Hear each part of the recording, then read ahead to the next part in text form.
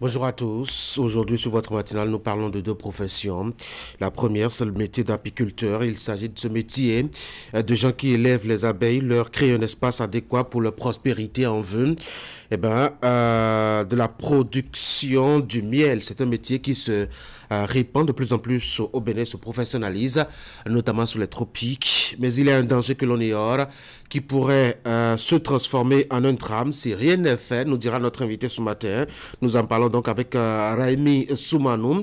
Il sera au téléphone depuis Savalou, notre deuxième profession. Pas besoin de vous en parler outre mesure. Nous parlons des policiers ce matin et des bavures qui se multiplient depuis qu'il a été annoncé une campagne insistante et répétée de répression des infractions au code routier. Depuis cette annonce, de nombreux écarts professionnels des hommes en uniforme ont été notés. Nous en parlons donc lors de nos débats. Justement, le commentaire de Franck Aounou va planter le décor. Bienvenue à tous.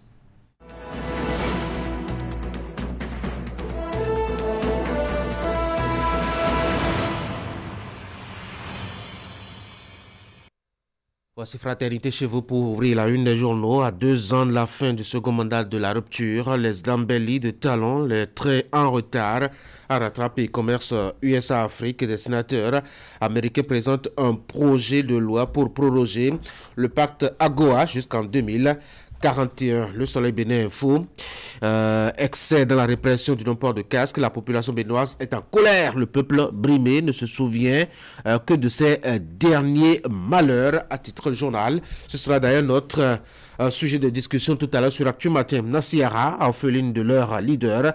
Génération Aïva invite Patrice Talon à essayer la paix. Le télégramme à Vogboji, Roué, édition 2024. Le président et la marine gagnent le pari d'une bonne organisation. Matin libre, 3 ans après l'arrestation de Joël Aïva, Génération Aïva appelle Patrice Talon à expérimenter le dialogue Diakpata. Programmation par l'Assemblée nationale de la loi d'amnistie ou abandon des poursuites contre des personnalités politiques vers la pacification du pays par le Parlement. C'est une question en manchette du journal. L'événement précis, réédition de compte dans la 14e circonscription électorale. Biochane et les députés BR sont sur le terrain. Les masses populaires désintoxiquées. Bénin intelligent, accès à l'électricité en Afrique, des progrès lents et inégaux. Nouvelle Visignan, week-end de formation et de sensibilisation des militants du parti FCBE. Paul Ronkba désavoue le code électoral. La nation et économie béninoise, la croissance qui s'affermit. Flambée du prix du maïs grain. Le ministère de l'Agriculture explique et rassure selon la nation. La primeur accueille de nouveaux membres au sein de la conférence en salle du 109 pour booster les œuvres scientifiques. L'événement du jour, appui aux fédérations sportives au Bénin, le soutien financier du gouvernement revu à la hausse. Gaskiani Info présidentielle 2026, mystère autour du défunt de Patrice Talon, professionnalisation des acteurs du transport routier. Nous sommes là avec Info Matin, une préoccupation de la NAT Libération. Assemblée nationale, la première session ordinaire de 2024 va s'ouvrir aujourd'hui, nous rappelle donc le journal. La cloche maintenant, FCBE face aux réformes sous la rupture. Nos acquis sont en déconfiture, a dit donc le CN FCBE Paul Ronkbe. Passons maintenant à le matinal. Cherté du prix du maïs au Bénin. Le gouvernement prend des mesures selon donc le quotidien. On avait déjà dit Libération, Assemblée nationale, la première session ordinaire s'ouvre aujourd'hui. De retour à la une de Fraternité pour la deuxième lecture. À 2 ans de la fin du second mandat de la rupture, les embellis de Patrice Talon, les trains en retard à rattraper d'ici les 24 mois. Le commerce USA-Afrique des sénateurs américains présente un projet de loi pour proroger le pacte AGOA jusqu'en 2041. Ainsi donc est le tour des journaux, notamment pour ce qui concerne leurs principaux titres à la une ce matin dans Fraternité. On peut s'intéresser à cet article réflexion et analyse sur les 8 années de Patrice Talon à la tête du Bénin. Nous sommes à 2 ans de la fin de son deuxième quinquennat. Quelles sont les belles réussites Fraternité fait un petit point. Et qu'est-ce qu'il lui reste à faire et à rattraper pour ces 24 mois qu'il sépare de la fin de son deuxième et dernier mandat? Eh bien, achetez Fraternité, découvrez ces détails à la page 3 et les projections du journal. Vous avez à la page 9 l'actualité sur le continent, notamment avec ce qui se passe au Nigeria et même au-delà du continent. Vous avez quelques détails notamment à Paris et puis cette réaction de l'Iran contre l'Israël qui est annoncée terminée par le quotidien ce matin. Voilà ce qu'on peut donc retenir de la production de Fraternité ce matin aussi. Vous pouvez aller sur le site du journal et vous informer davantage si votre livret n'est pas encore passé ce matin. Mais en attendant, restez devant Canal 3 Bénin parce que Actu Matin se poursuit. Maintenant, nous allons passer à la présentation du bulletin d'information avec Teddy Goudalot. Teddy, bonjour. Bonjour Tanguy, bonjour à toutes et à tous. Ce matin, nous aurons les images de ces braves gens qui sont reconnaissants et qui réitèrent leur soutien au chef de l'État, Patrice Talon. C'est bien les membres des conseils communaux du département du Zou qui étaient face aux professionnels des médias à la fin de la semaine écoulée. Ces derniers ont exprimé fierté et gratitude au président de la République pour les nombreuses actions de développement posées depuis 2016 qu'il est au pouvoir. Imet Hélène Amoussou était de leur compagnie. Et puis, 6e édition de l'initiative Cotonou à vélo de l'ambassade des Pays-Bas après le Bénin en collaboration avec la Fédération béninoise de cyclisme. Cette balade dans la ville de Cotonou organisée chaque année vise à promouvoir les bienfaits de la pratique régulière du vélo sur la santé des participants et sur l'environnement. Détail à suivre. Évidemment, c'est du sport et dans Actu Matin, vous avez toujours rendez-vous avec Ali Moumouni chaque matin du lundi au vendredi. Il sera à rendez-vous ce matin pour vous passer en revue l'actualité sportive. On lui donne rendez-vous tout à l'heure. Mais avant, voici le bulletin.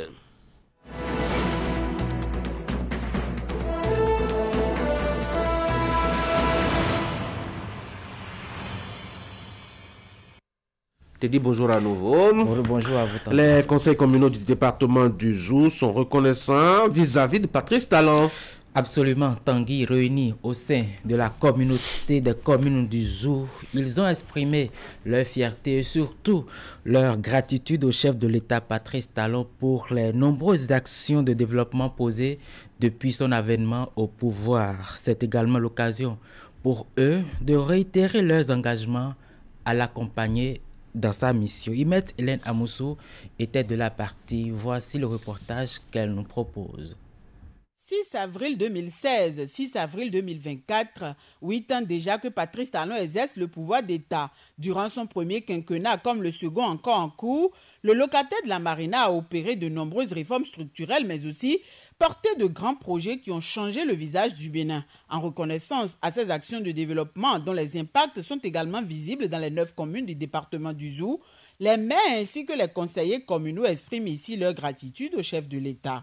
Les maires, les conseils communaux et l'ensemble des populations des 9 communes du département du Zou, Abomey, Agbanizon, Boïkan, Kove, Djidja, Mwenki, Zakota, Zanyanando et Zogodomé se réjouissent particulièrement de cette période qui marque la 8e année du démarrage de cette dynamique inédite de rupture avec les anciennes pratiques et d'un nouveau départ pour un Bénin qui se révèle à lui-même et au monde entier. Fierté et espérance en un avenir radieux, gage du bien-être commun. C'est le sentiment qui nous anime, nous élus communaux du département du Zou, en cette occasion qui ne saurait passer sous silence, tant les actions et réalisations dans les diverses communes du département sont expressives et patente. Réunis au sein de la communauté de communes du Zou CCZ, autorités communales et autres élus ont pris l'engagement de soutenir davantage la dynamique induite par le programme d'action du gouvernement. Pour les nombreuses réalisations à travers le PAG 1 et à travers le PAG 2 encore en cours, je viens d'Agbanizon. Ce qui nous marque le plus, c'est la traversée de notre ville par une voie bitumée qui nous relie désormais au département de Koufo via Cotonou. Nous sommes très fiers et très contents de cela. Mais il n'y a pas que cela pour le Zou. Il y a une querelle de réalisation. Vous voyez devant la mairie d'Abomey les voies bitumées qui quittent la mairie et c'est allé jusqu'au contournement là-bas sur la voie d'Adja. Entre-temps, il n'y avait pas de l'eau à Abomey, mais aujourd'hui, nous avons l'eau 24 heures sur 24. Donc, il y a beaucoup de choses qu'on a fait. Vous voyez, là où nous sommes aujourd'hui, c'est la préfecture. La préfecture est en construction. Depuis 60 ans aujourd'hui, Abomey n'a pas connu de développement. Entre autres réalisations qui ont eu des effets positifs sur le département du Zou, on peut citer le projet asphaltage, la densification des réseaux de la SBE et de la SONEB, le bitumage de routes, la réhabilitation de certains stades et marchés. Et comme le dit un adage, remercier c'est demander encore plus. Ils espèrent bénéficier d'autres programmes et initiatives concourant au bien-être des populations. Voilà, à l'instant, Imet Hélène Amoussou. On reste toujours avec elle dans le département du Zou pour parler de cette première session de l'année au titre de l'année 2024 de la commission thématique eau, assainissement et infrastructure de l'Association nationale des communes du Bénin, ANCB. Les échanges ont duré 2 jours autour de la thématique valorisation économique des ressources en eau. Luc Satondi Atropo, président de la fêtière des communes, a ouvert les travaux. On retrouve Ilmet Hélène Amoussou. La première au titre de l'année de la commission thématique eau, assainissement et infrastructure, la rencontre consacre le lancement de la première vague des sessions des commissions thématiques de l'Association nationale des communes du Bénin, ANCB. Elle offre aux participants le cadre de mettre en synergie leurs idées face au thème valorisation économique des ressources en eau. Notre fêtière, l'ANCB, à travers les travaux de ces commissions thématiques, a le devoir de se positionner comme une task force de réflexion prospective pour permettre la décentralisation au service de développement local. Je demeure convaincu que les présidents d'assises s'inscrivent dans cette démarche et aboutiront forcément sur des conclusions pertinentes pour nos différentes communes. Comme à l'accoutumée, nous révélerons le défi des propositions concrètes et applicables sans heurts dans nos mairies pour le bonheur de nos administrés. Je voudrais donc en conséquence exhorter chacun à beaucoup d'abnégation pour l'atteinte de nos objectifs au cours de cette section. Étalés sur 2 jours, les échanges seront meublés de plusieurs communications, dont une sur la réforme liée à l'exploitation des ressources en eau au Bénin, des présentations d'initiatives de gestion intégrée des ressources en eau au GIR local, puis une autre sur le thème principal des assises. Les exposés seront suivis de travaux de groupe ainsi que de discussions. Lorsqu'on parle de l'eau, nous pensons souvent qu'elle est présente en quantité et en qualité, mais il n'est pas évident. Et nous devons assurer justement cette disponibilité pour tous les usages sans cesse croissants. La démographie aujourd'hui est galopante. Cela suppose que les usages également deviennent plus nombreux et nous devons assurer à travers une gestion intégrée des ressources en eau la disponibilité en quantité et en qualité de cette ressource. Dans cette première session de l'année, nous orientons nos travaux vers le thème majeur de la valorisation économique des ressources en eau. Ce choix n'est pas anodin. Il reflète nos désirs de fusionner les impératifs économiques, la préservation intelligente de nos ressources hydriques. À l'issue de cette session, nous espérons non seulement pouvoir identifier les opportunités économiques liées à l'eau, mais également pouvoir formuler des recommandations concrètes et définir des actions de plaidoyer afin de mettre en œuvre des pratiques plus durables. Je voudrais compter sur votre expertise, votre détermination pour faire de cette session un moment décisif dans notre engagement envers une gestion responsable de l'eau dans les communes. Pour l'organisation de ces assises, la Fêtière des communes a bénéficié de l'appui de l'ambassade royale des Pays-Bas à travers le programme d'Uragir. La VNG internationale et la SNV ont également apporté leur soutien.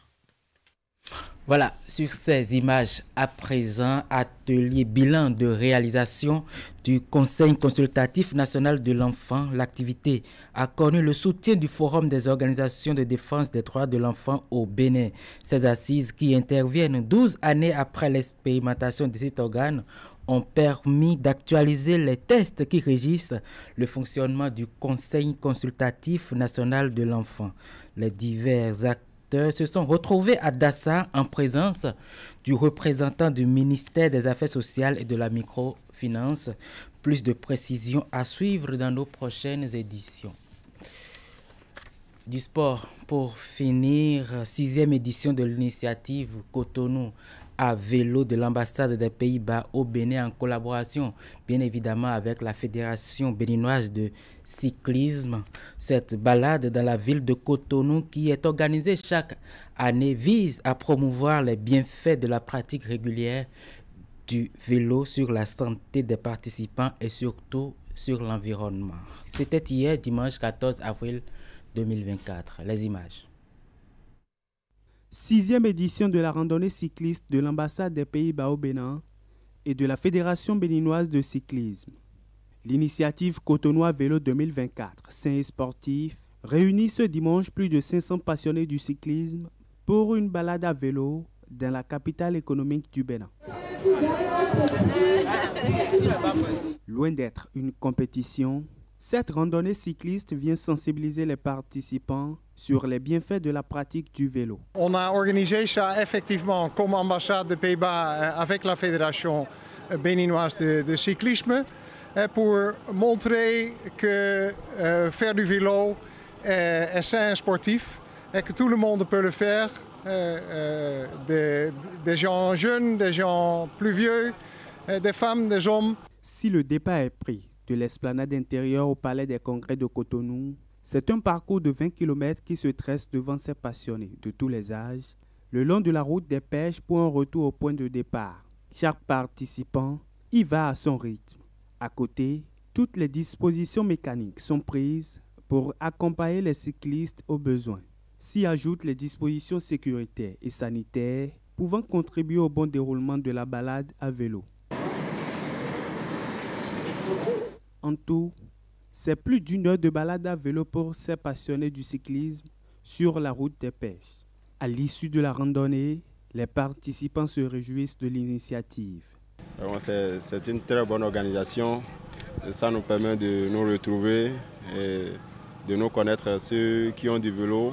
Ça nous permet de prendre des contacts. Là, on peut se retrouver dans les week-ends, s'amuser. Le vélo, ce n'est pas que du sport, c'est un traitement du corps, de l'esprit et d'une façon de vivre ensemble. Les cyclistes sont très solidaires. Ça permet de connaître aussi les cyclistes, de nouer des contacts et d'organiser des balades et des courses en dehors de cette initiative de l'ambassade. Ce matin, c'est bien parce que souvent je suis tout seul à pédaler et là je vois qu'il y a quand même du monde qui aime bien le vélo et du coup ça motive beaucoup. C'était fantastique. Vraiment, on a bien apprécié cette expérience ce matin. Je félicite l'ambassade des Pays-Bas et la Fédération de cyclisme d'avoir bien organisé cet événement. À travers l'initiative Cotonou à vélo, qui est aujourd'hui à sa 6e édition, l'ambassade des Pays-Bas au Bénin veut transmettre aux Béninois la pratique régulière du vélo, qui est comme un mode de vie pour les Néerlandais, mais ici dans ses aspects sains et sportifs. Par ailleurs, les organisateurs se réjouissent de l'accroissement du nombre de participants béninois à cet événement au fil des éditions.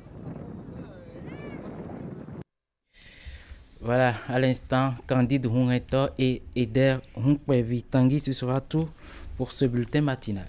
Merci beaucoup à vous, Teddy Goudala, pour la présentation justement de ce bulletin d'information. Je vous souhaite de passer une très bonne journée. Merci, mesdames et messieurs, d'autres éditions du journal télévisé sur Canal 3 Bénin. Vous avez les grandes éditions comme celle de la nuit à 22h30 par exemple, ou celle de la mi-journée à 13h. Entre ces deux grands rendez-vous, vous avez l'édition qui fait le point, la journée, notamment en début de soirée, la 19h30. Prenez donc le rendez-vous, faites votre choix pour vous informer sur Canal 3 Bénin. Voici maintenant l'actualité des sports.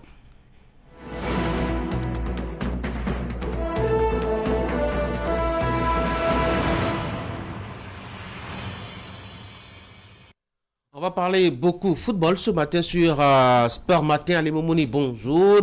Bonjour Tanguy. Mais on va déjà commencer par ce qui nous concerne le plus, la Ligue 3 au Bénin. Oui Tanguy, vous l'avez dit, on parlera football et on ira bien entendu en Allemagne pour parler du sacre de Bayer Leverkusen, mais entre le Bayer Leverkusen qui s'était imposé 5-0.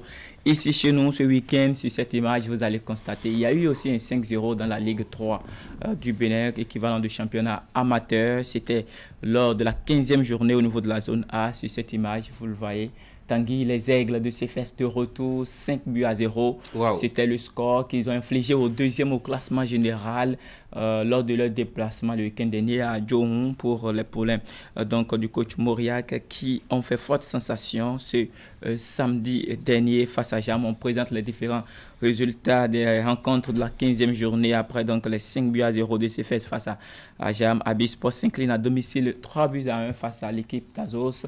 Tambour et Étalon se séparent 2-2, 1 but partout. Il faut noter la victoire de la JSV 1-0 face à Espérance et puis la victoire de Sitatunga à domicile 2-0. C'était face à l'équipe de l'USS Crack et au classement général. On a donc Sitatunga qui est toujours leader au classement avec 39 points après donc 15 rencontres disputées, suivi de l'équipe de Jam.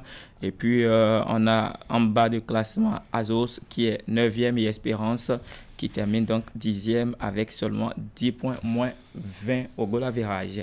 On va passer au niveau de la zone B. Il y a une rencontre de la 12e journée qui ont été disputées. Et ce week-end également, la JSA et Okota se séparent 2-2, score de parité, 1 but partout. Delta FC prend le dessus sur Gomido 2-0. Il faut noter également le match nul entre Boa de Sinandé, Boa qui est leader au classement, 0 but partout face à Sota FC et puis l'US Baboni qui s'impose à Énergie Dauphin de Boa, 2-0 pour l'US Baboni. Et donc, ce qui permet à cette équipe de monter, de grimper d'un pas au classement général. L'US Baboni est désormais 6e au classement général après les 12 journées. On parle là de classement au niveau de cette zone B après les 12 premières journées.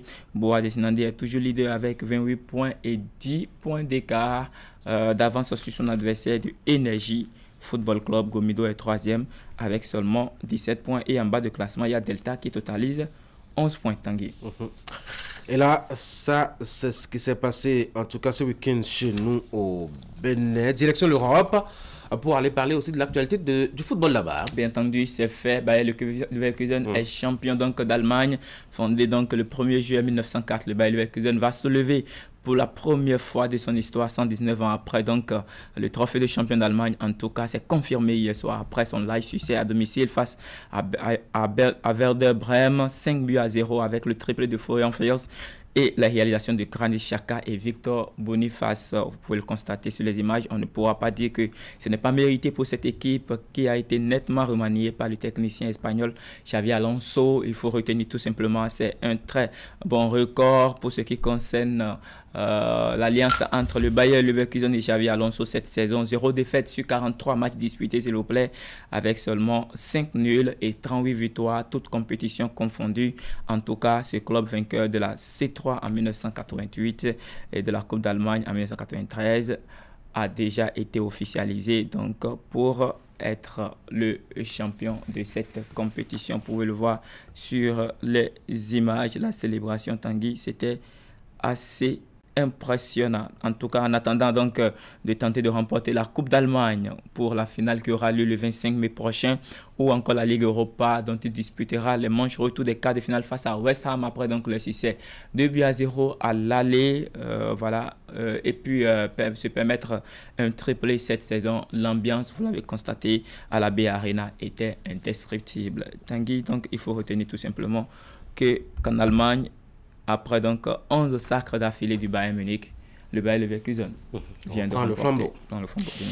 On va faire maintenant le tour des autres championnats. En Angleterre, tout se complique pour les deux adversaires de City. Oui, la 32e journée a été catastrophique pour Liverpool et Arsenal qui n'avaient qu'une longueur d'avance chacun, bien entendu, sur les Sky Blues avant ce week-end. Maintenant, c'est Man City qui va décider de l'issue de la Premier League, puisqu'après la victoire 6-1 face à Luton Town, ils sont désormais bien positionnés. Arsenal, de son côté, perd avant son avance malgré sa domination au goal average à tête et ses hommes n'ont pas pu résister à Aston Villa hier 2-0 avec 2 buts encaissés en toute fin de rencontre.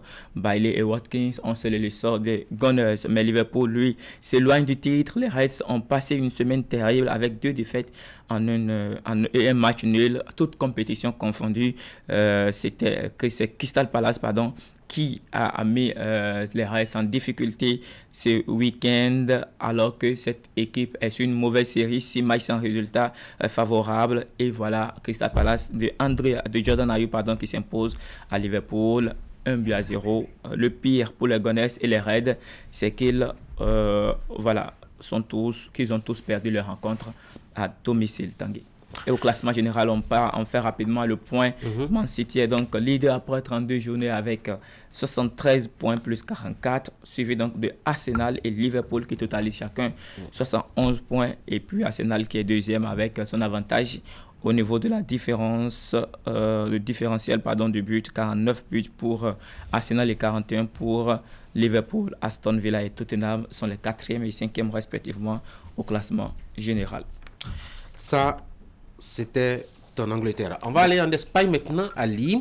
Et là-bas, le Real qui doit attendre encore 4 journées. Oui, le Real qui a seulement 8 points d'avance sur son dauphin, c'est le FC Barcelone, va attendre 4 journées puisqu'on dispute seulement la 31e journée. Et donc, sauf faux pas donc, de la part des Catalans pour que le Real puisse remporter le titre avant la 35e journée. Et donc, il reste encore à faire pour l'équipe des Merengues au classement. On voit très bien qu'après la 31e journée, le Real totalise 78 points. Et puis le Barça aussi qui a remporté son match ce week-end sur le score étriqué d'1-0, totalise 70 points. Donc 8 points d'écart entre les deux formations. Girona est complètement relégué et donc est 3e avec 65 points. De toutes les façons, l'équipe a une chance de se qualifier pour la prochaine édition des Ligues des Champions. On va justement garder l'attention de ce côté-là. Et on va finir par la France, le PSG qui est tranquille dans son fauteuil. Oui, tranquille, vous l'avez bien dit Tanguy, les Parisiens ne sont pas du tout perturbés avec 9 points d'écart sur le Dauphin, mais l'équipe qui retient les attentions, c'est le Stade Brestois, l'invité surprise de cette saison qui totalise 53 points après une performance presque hier face aux Lyonnais, même si à la fin, les Brestois ont perdu cette explication alors qu'ils étaient menés déjà dès la 18e minute en première mi-temps. L'équipe réussit à retourner la situation à la 60e et prendre l'avance avec 2 buts d'écart, mais malheureusement l'équipe, les Brestois vont perdre cette explication sur le score de 4-3 à l'arrivée, mais de toutes les façons ils conservent leur position de dauphin au classement général et peut-être une chance de se qualifier à la prochaine édition de la Ligue européenne des champions à 36 équipes au lieu de 32. Voilà, au classement général, le Paris Saint-Germain après 28 journées totalise donc 63 points, 10 points désormais d'écart sur son dauphin Brest, ce qui totalise 53 points. Tanguy. C'est donc le tour d'horizon de l'actualité des sports ce matin. Oui, Tanguy. On se retrouve demain. On se retrouve demain. Et entre-temps, le rendez-vous de ce soir à 21h pour avec le grand format. La grande messe avec Nassi Salossé. Avec Nassi Salossé. Alors, merci beaucoup à vous, Ali Moumouni, pour donc l'actualité des sports sur Actu Matin. Je vous souhaite de passer une très bonne journée. Merci, Tanguy. Mesdames et messieurs, nous allons passer maintenant à notre invité au téléphone. Monsieur Soumanou Raimi a déjà décroché notre appel.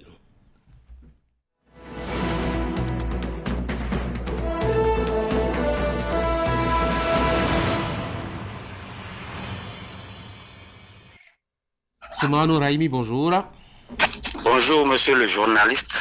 Secrétaire général de la Fédération nationale des apiculteurs du Bénin, vous êtes au téléphone depuis Savalo, dois-je le préciser. Merci beaucoup d'avoir accepté de nous parler au téléphone ce matin.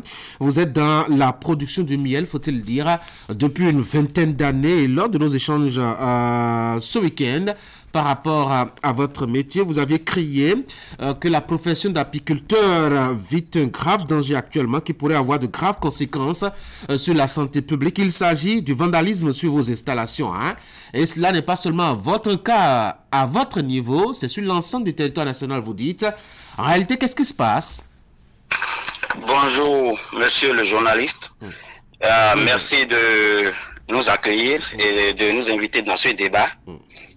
Ce qui se passe est suffisamment grave parce que, comme vous venez de le dire, nous sommes dans l'activité depuis une vingtaine d'années.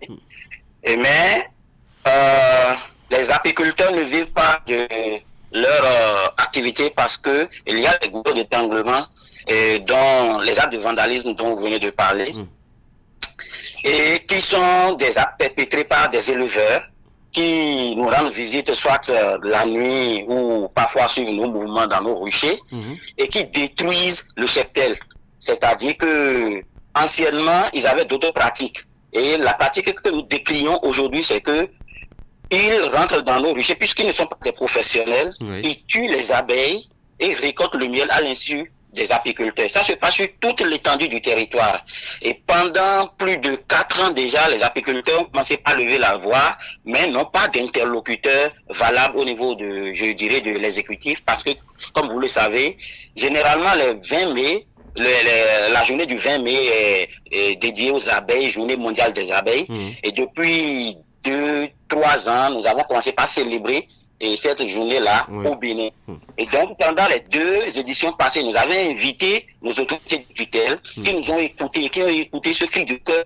Malgré tout, ça continue. Et moi, j'ai comme l'impression qu'il y a une hypocrisie qui ne dit pas son nom, parce que chaque fois quand vous prenez le tronçon, que ça soit du sud vers le nord, vous voyez même des autorités qui s'arrêtent et qui achètent ce miel-là chez des gens qui en principe devraient être des vendeurs de lait et de viande, mais qui sont devenus subitement de gros vendeurs de miel. Oui, mais on sait comment est-ce que, je dois dire, l'activité se menait par le passé. C'est soit des agriculteurs qui pouvaient, ma foi, tomber sur des ruches au fond de la brousse, soit c'est des chasseurs, par exemple, qui peuvent tomber sur des ruches d'abeilles dans la nuit et récolter le miel. Donc, les autorités n'ont pas tort d'acheter du miel chez n'importe qui au bord de la voie, non?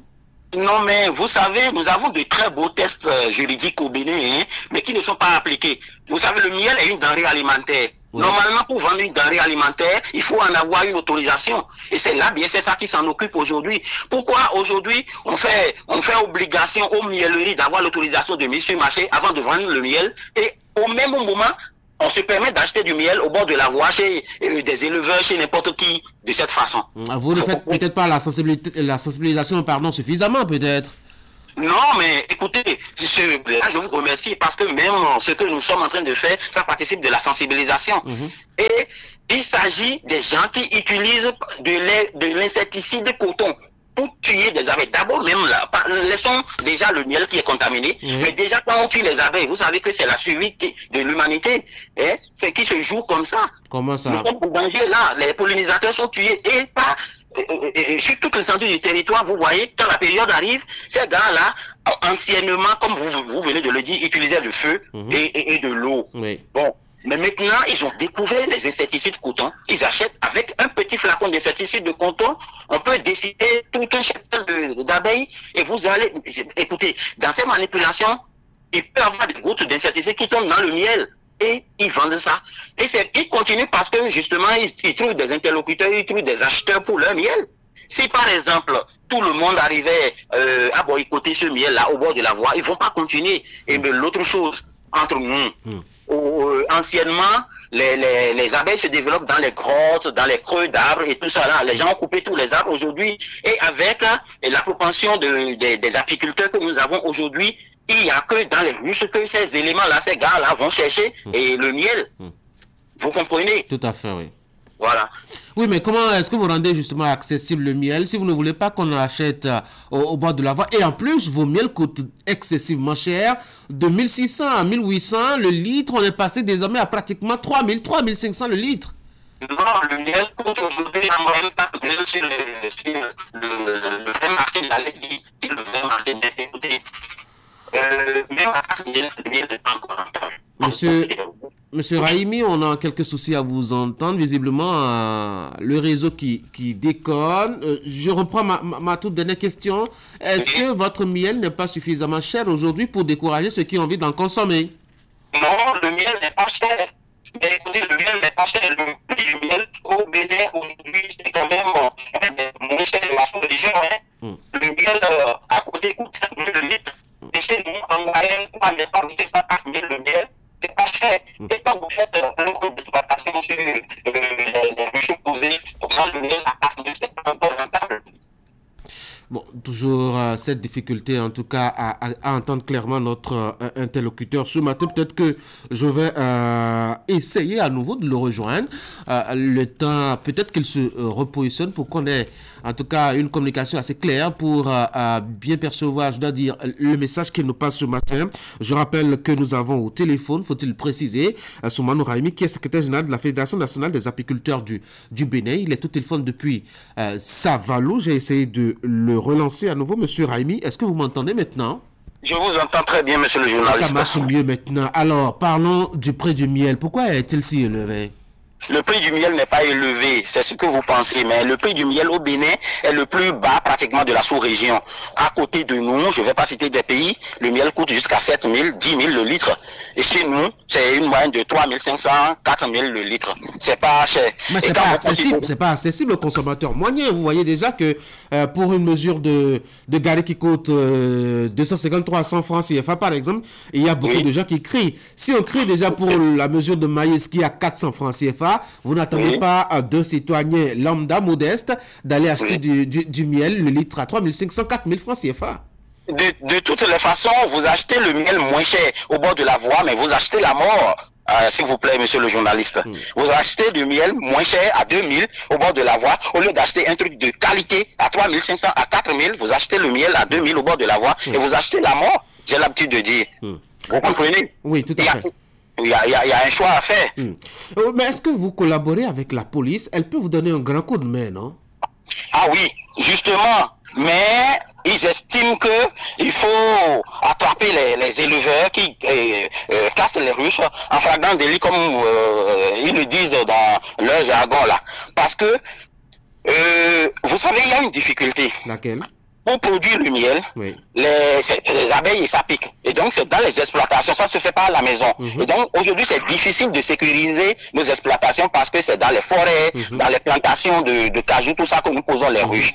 Ça va être difficile de clôturer pour le paysan moyen, de mettre un système de surveillance. Vous comprenez? Tout à fait. Et donc, les éléments suivent. C'est ces éléments-là qui vandalisent nos rues. Ils suivent les mouvements des apiculteurs. Soit c'est la nuit, ou soit c'est quand tu n'es pas là qu'il est allé pour casser tes ruches et récolter le miel. Maintenant, dans ces conditions, tu fais juste une plainte. Moi, on a fait des plaintes partout. J'avoue que lorsque parfois on arrive à mettre la main sur des éleveurs qui cassent nos ruches, par exemple, la police fait son travail. La police fait son travail quand vous arrivez à les arrêter. Mais combien on arrête? Sur 100, à peine on arrête 1-2 personnes. J'ai l'impression que vous êtes impuissant. Non, on est vraiment impuissant. Mais nous pensons qu'il y a quand même nos autorités de tutelle qui peuvent régler ce problème. Déjà, en interdisant la vente, s'il vous plaît, la vente de miel au bord des voies, déjà on peut faire ça. Parce que aujourd'hui, quand vous avez une miellerie, avant de vendre une goutte de miel, on vous exige l'autorisation de mise sur marché. Et au même moment, on laisse quand même d'autres personnes qui sont des concurrents, par exemple, pour faire la même chose et se tirer d'affaires. Alors, quelle quantité de miel produit-on au Bénin à peu près? Je sais que vous aviez une association, une fédération même. Vous avez certainement des données. Vous, à votre niveau, comment est-ce que vous contribuez justement à la production nationale? Je ne vais pas m'aventurer parce que là, on n'a pas des données vraiment officielles de production de miel. Mais je pense qu'il y a un travail aujourd'hui qui est en train d'être fait pour qu'on puisse avoir les statistiques de production de miel au Bénin. C'est ça. Mais à votre niveau? Bon, moi, je suis dans la commune de Savalo, comme vous l'avez rappelé. Et nous, on a une production qui oscille autour de 6 tonnes et dans la commune de Savalo. Par an?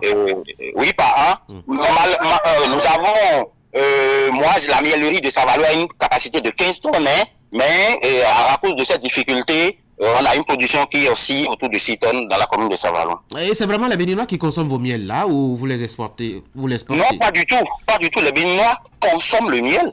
De plus en plus, les Béninois connaissent le miel. Moi, depuis 3 ans, ma position ne couvre même pas toute l'année. En novembre dernier, il n'y avait pas une seule goutte à la boutique. Ah oui? Oui. Les Béninois consomment le miel. Maintenant, il faut faire en sorte que ils cessent de consommer le miel au bord de la voie et d'avoir un truc de bonne qualité qui préserve leur santé. Il faut déjà en produire en quantité suffisante pour couvrir les besoins. Ça pourrait alléger, je dois dire, la tâche aux consommateurs qui peinent aussi à sortir de l'argent pour accéder à vos produits. Oui, je pense que beaucoup se lancent dans l'apiculture. Actuellement, il y a même le gouvernement qui est en train d'inciter les jeunes à aller dans l'apiculture. Je sais que vous êtes au courant, il y a un projet d'insertion de 10 000 jeunes dans l'activité qui est en cours.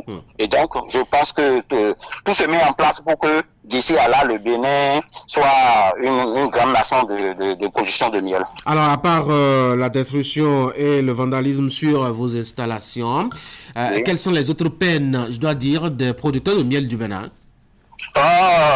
Vous n'êtes pas sans savoir que le Bénin est compté parmi les meilleurs producteurs de coton. Les abeilles qui produisent le miel sont des insectes et très fragiles. Et donc, qui dit production de coton dit quand même utilisation de pesticides. Oui. Et les pesticides chimiques de synthèse sont un danger pour les insectes en général et les abeilles en particulier. C'est ça. Donc pour vous, nous, on ne va plus utiliser d'insecticides, c'est ça, hein? L'idéal,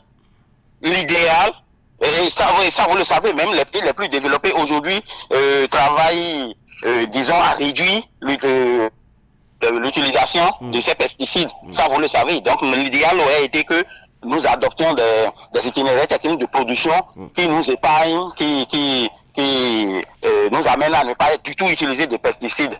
Ce serait l'idéal. Quel est l'avenir de cette profession? Je sais que l'État s'intéresse beaucoup à ce secteur. D'ailleurs, vous l'aviez souligné avec ce projet intéressant à l'endroit des jeunes. Mais peut-on vraiment vivre de cette pratique, de ce job-là, de ce travail au quotidien, M. Raimi? Après 20 ans dans cette activité, je peux vous affirmer que oui, on peut bien vivre de cette activité. Moi, excusez-moi, moi qui vous parle, je suis à la base sociologue de formation. Bon, je vous apprends que je viens d'ailleurs de soutenir ma thèse en socio-anthropologie de la santé. Félicitations, oui. Merci, monsieur le journaliste. Mais l'apiculture me procure 80% de mes revenus. Et donc, je pense qu'on peut bien vivre de cette activité. Monsieur Raimi, un mot pour finir rapidement. Je vous remercie et continuer la sensibilisation avec nous, parce que acheter le miel au bord de la voie est un danger pour la santé.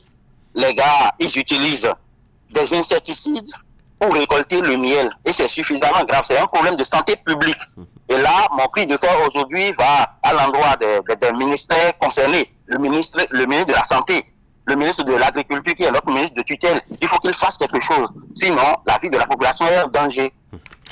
Monsieur Soumano Raimi, je rappelle que vous êtes apiculteur, vous êtes secrétaire général de la Fédération nationale des apiculteurs du Bénin. Vous étiez au téléphone depuis Savalou. Merci d'avoir discuté avec nous ce matin de vos soucis au quotidien de l'activité de l'apiculture dans Savalou.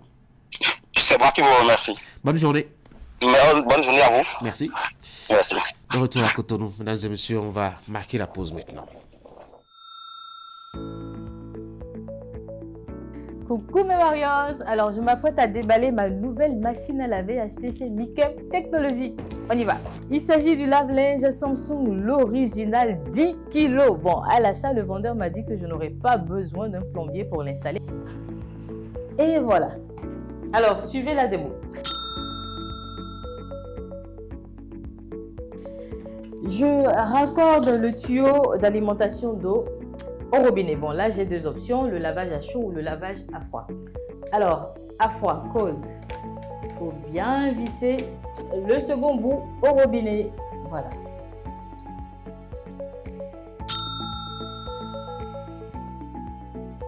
J'installe bien le tuyau d'évacuation. J'ajoute mon linge sale, bien sûr. Mon détergent, super important. Voilà, très bien. Et hop, c'est parti. Et voilà, faites comme moi, facilitez-vous la vie. Procurez-vous donc dès maintenant votre lave-linge dans l'une des boutiques Néo et Allo à partir de 279 900 francs CFA.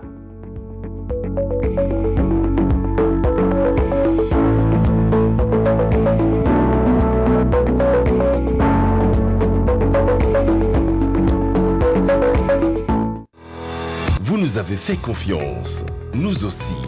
Vous nous avez adoptés. Nous aussi. Merci d'avoir choisi Air Froid. Ainsi, nous avons amélioré pour vous la qualité de nos climatiseurs. Nous avons développé une marque 100% écologique conçue spécialement pour notre climat tropical avec une basse consommation d'énergie électrique. Vous êtes en zone de baisse de tension? Adoptez le climatiseur Air Froid Inverteur, spécialement conçu et amélioré pour supporter de fortes baisses de tension. Visitez notre showroom à Cotonou, à 100 mètres de l'église Saint-Jean. Air Froid, des climatiseurs à basse consommation d'énergie électrique. Contacte 61 17 63 77. Site web airfroidbenin.com.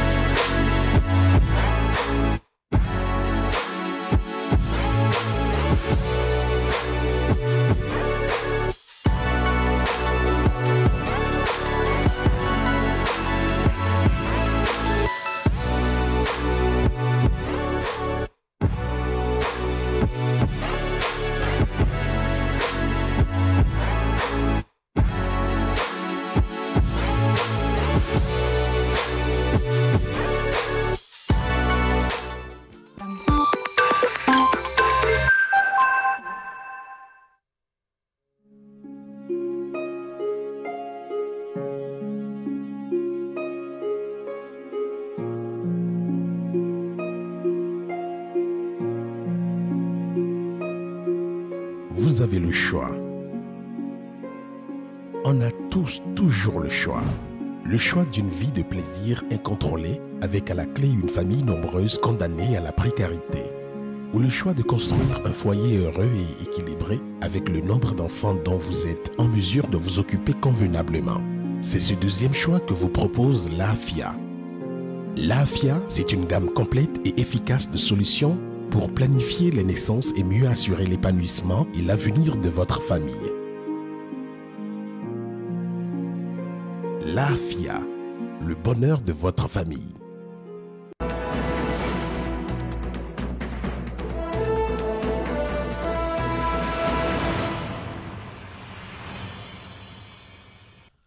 Ah oui, ça va très vite ce matin. Nous sommes déjà à l'étape du commentaire de la rédaction. Franck Aounou, bonjour. Bonjour, vous voulez nous parler ce matin de ce policier Zélé Franck. Ce matin, vous évoquez donc cette actualité qui a focalisé les attentions depuis le début du week-end. Des policiers veulent, dans une vidéo virale, en train de tabasser, c'est le moins qu'on puisse dire, puisqu'il n'y a pas d'autre mot plus intéressant, un citoyen dans le cadre de l'opération de répression du port de casque. Et comme beaucoup de Béninois, vous dénoncez un zèle. Oui, Tanguy, absolument. Je dénonce un zèle ce matin. Beaucoup trop de zèle dans le ciel béninois depuis que cette opération de répression du port de casque est lancée. Des excès de tout genre sont enregistrés sur les axes routiers, même dans les murs des commissariats. Les auteurs de ce sont les policiers eux-mêmes, pas évidemment tous, mais quelques-uns parmi eux qui pensent que les mesures prises dans le cadre de la répression des infractions de route sont un sésame pour jeter leur dévolu sur les populations, constituent un boulevard pour faire tout ce qu'ils veulent, des courses-poursuites, des abus, de l'intolérance, le manque de manière dans les interpellations des usagers de la route en infraction sont autant de dérives qui ont cours aussi bien dans les grands centres urbains que dans les contrées reculées. Le dernier cas en date qui a révélé au grand jour la mauvaise appréhension qu'ont certains policiers de cette campagne pour le port de casque, ce sont les faits qui se sont produits à Natitengo dans le département de l'Atakora et retrouvés dans une vidéo filmée par un citoyen, une vidéo devenue virale, vous l'avez dit il y a un instant, pour avoir fait le tour des réseaux sociaux en quelques minutes seulement. On y voit des agents de police en train d'asséner des coups de rangers à un usager non loin de sa moto. La scène est horrible, insoutenable et les actes inhumains. Bref, c'était tout sauf des actes censés qui devraient provenir des êtres humains qui plus sont des forces de l'ordre. Et comme si cela ne suffisait pas, le jeune intelligent qui a filmé la scène, qu'il a déploré certainement et qui a permis au monde entier de savoir ce qu'il se passait à Natitengo a été mis aux arrêts peu de temps après par ces mêmes policiers. Toute proportion prise ce matin, il est évident que ces policiers dont nous parlons ce matin n'ont pas pris la mesure de la gravité de leur acte, sinon ils n'auraient jamais interpellé l'auteur de la vidéo. Dans tous les cas, eux-mêmes n'ont eu que quelques moments de liberté car ils ont été aussi mis aux arrêts selon les informations qui sont parvenues sur la toile également. Pour ceux qui ont suivi cette actualité, ils seront tous présentés au procureur ce matin si mes informations sont bonnes, Tanguy. Elles sont bonnes, Franck. En attendant l'issue de l'audience et ce qu'en dira justement l'homme garant de la sécurité publique et de l'ordre public, quelles peuvent être déjà les implications de cette situation qui n'est pas, faut-il préciser, une première? Bien entendu, ce n'est pas le premier cas d'abus qu'on enregistre dans le cas de la part des policiers au Bénin. Ces genres de dérapages sont fréquents, sont légion et même dans les commissariats, les populations sont brimées, martyrisées et leur honneur atteint le problème. Ceux qui subissent ces genres de maltraitance, ce sont des gens qui généralement ne connaissent pas leurs droits et ont même peur de réagir face à des actes insensés des policiers, de peur de voir leur cas se compliquer. Alors, les implications, j'y vois trois principalement. La première, cette dérive de ces policiers à Nati Tengo vient révéler, comme je l'ai dit, il y a au grand jour, qu'il y a encore dans le rang des flics béninois qui ne maîtrisent pas leur job. S'ils appréhendaient vraiment leur mission, ils ne se seraient jamais laissés aller à un tel excès. Au vu et au sous de tout le monde, cela interpelle les autorités de la police républicaine. La haute hiérarchie doit véritablement se remettre en cause. La deuxième implication, ce sont les conséquences que peuvent produire ces genres de scènes en public au XXIe siècle où d'autres formes d'insécurité ont vu le jour et qui ne peuvent être combattues que par l'étroite collaboration entre population et forces de l'ordre. Cette forme d'agissement des policiers va éloigner davantage les populations qui devraient être leurs partenaires. Les liens de collaboration instaurés par le concept de la coproduction de la sécurité, ces liens sont mis à mal, ces liens sont fissurés désormais. Nos chers policiers doivent comprendre que l'époque où toute la ruelle se vide à la vue du pick-up de la police, cette époque est révolue. La présence de policiers doit plutôt rassurer le citoyen et non l'apeurer. Pour ce qui concerne la troisième implication pour ma part, c'est le risque lié à ces situations. Rien que cette scène aurait pu provoquer une réaction inattendue dans le rang des populations que les quelques policiers ne pourront pas contenir. Donc un risque d'implosion car personne ne peut accepter voir son semblable sous les supplices des bottes de policiers pour des raisons de casque. Les policiers doivent comprendre que rien que leur uniforme est le symbole de la République tout entière. Elle impose respect et dignité. En agissant vulgairement, eh bien, ils mettent à mal et souillent ce symbole sacré de la République. Le policier n'est pas le bourreau de la population. Il est un protecteur, une carapace pour le citoyen le plus faible et au-delà, un bouclier pour ce dernier. Toutefois, les usagers de la route, les populations, les usagers des commissariats, les Béninois, tout court, ne doivent pas se prévaloir des défaillances de certains policiers dans l'accomplissement de leur mission pour ne pas respecter les décisions des autorités. Il faut, on ne saurait faire de l'apologie des mauvaises pratiques ou de la désobéissance civile ou civique dans notre pays. C'est important de le dire. Merci beaucoup à vous, Franck, pour le commentaire de ce matin. Je rappelle qu'il partait sur ces dérives de certains policiers, notamment à l'occasion de cette opération de répression des infractions au code routier au Bénin. Il y a eu beaucoup d'écarts professionnels pendant cette première étape de la campagne, mais un autre écart a pu quand même arracher émotion et moi au sein de la population. C'est surtout cet événement qu'il y a eu lieu à Nati Tengo, où des policiers se sont acharnés de façon féroce sur, ma foi, un citoyen parce qu'il ne portait pas justement son casque. Voilà donc le sujet s'est planté. Je voudrais passer donc à la présentation des acteurs pour participer à nos débats ce matin. Je vais saluer d'abord Eric. Bonjour. Bonjour Tanguy. J'espère que ça va bien. On rend grâce à Dieu. Super. Bonjour William. Bonjour Tanguy. Bonjour. J'espère aussi que ça va bien. Oui, ça va. Merci. Allez, on va parler donc de ces policiers qui oublient un peu qu'ils sont garants de l'ordre plutôt que du désordre, Eric. C'est un peu fort. Tanguy, je le trouve. Vous savez, d'habitude, nous savons que les rapports entre forces de l'ordre et puis population n'a jamais été aisé. Si cette opération nous permet de régler quelques problèmes sur nos axes routiers, il faut reconnaître à l'évidence que ça a davantage renforcé ce climat de peur, l'ambiance un peu tendue entre forces de l'ordre et puis agents de sécurité. C'est assez dommage que de tout ce que nous pouvons dire de bien de cette opération, que sur cet aspect, nous avons justement de quoi nous inquiéter, vu l'envolée que nous observons dans nos différentes villes sur le comportement, n'est-ce pas, de quelques éléments de la police républicaine à l'endroit de nos concitoyens. Cela soulève certainement une fois encore, comment on dit, la relation qu'il doit pouvoir avoir entre policiers et puis citoyens. Je pense aussi que cela nous renvoie aussi à l'état d'esprit de nos agents sur le terrain. C'est vrai, ils sont des humains, ils sont faits de chair et d'os, ils sont dans des émotions aussi comme nous. Les images que nous voyons ne nous renseignent pas suffisamment de la nature des échanges à un moment X. Et ce qui peut amener un agent, n'est-ce pas, de la police à être violent, n'est-ce pas, vis-à-vis d'un citoyen.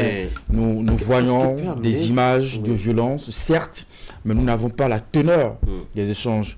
Un monsieur me disait, si vous voulez voir un prêtre violent, prenez le risque d'insulter son papa et sa maman et vous verrez que le diable est dans les détails. Je ne banalise pas de ce fait les scènes de violence que nous observons dans nos villes, notamment à Nati. Nous avons pu observer vraiment une scène assez violente d'un groupe de policiers qui se ruaient sur un citoyen. Nous avons vu également d'autres images ici à Cotonou, à Bomé-Calavi. Je pense que toutes les fois que ça arrive, il faut davantage interpeller la hiérarchie, n'est-ce pas, au niveau de la police républicaine, à mettre de l'ordre ou à essayer quand même de sanctionner, n'est-ce pas, si les preuves sont établies de l'excès de zèle, n'est-ce pas, de quelques agents de police. William. Non, vous savez, c'est inconcevable qu'autant de policiers se ruent sur un seul individu pour le maîtriser ou je ne sais pour quel objectif, pour se comporter de la sorte. Je pense que c'en est de trop. C'est une image.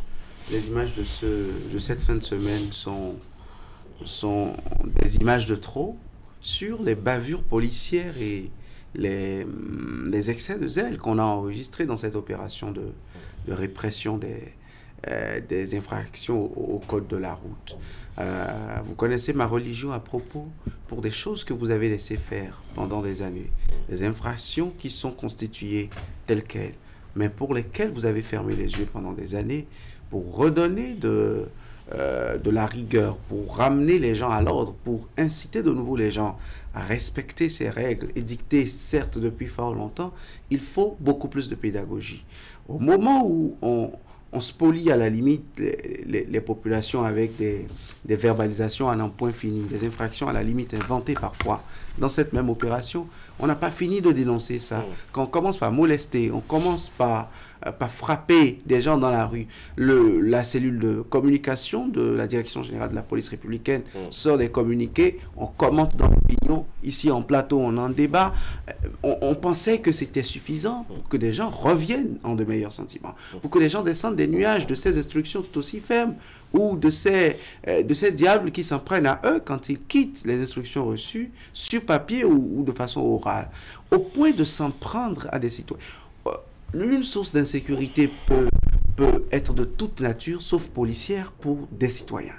Une source d'insécurité peut provenir de toutes parts, sauf de la police, d'un agent de la police, ou d'un groupe d'agents de la police pour un citoyen. Là, l'état de droit est remis en cause et je ne sais pas si les autorités au plus haut niveau de ce pays tombent sur ces images, je ne sais pas si les fiches qu'on leur fait, il y a des informations comme celle-là sur ces papiers-là. Franck ? Non, moi je voudrais qu'on interroge la loi. Que dit la loi lorsque un individu est en infraction? On dit interpellez-le, amenez-le au poste de police, vous l'interrogez, vous suivez la procédure et vous le présentez au procureur de la République. Et même dans les cas où il tient des propos désobligeants.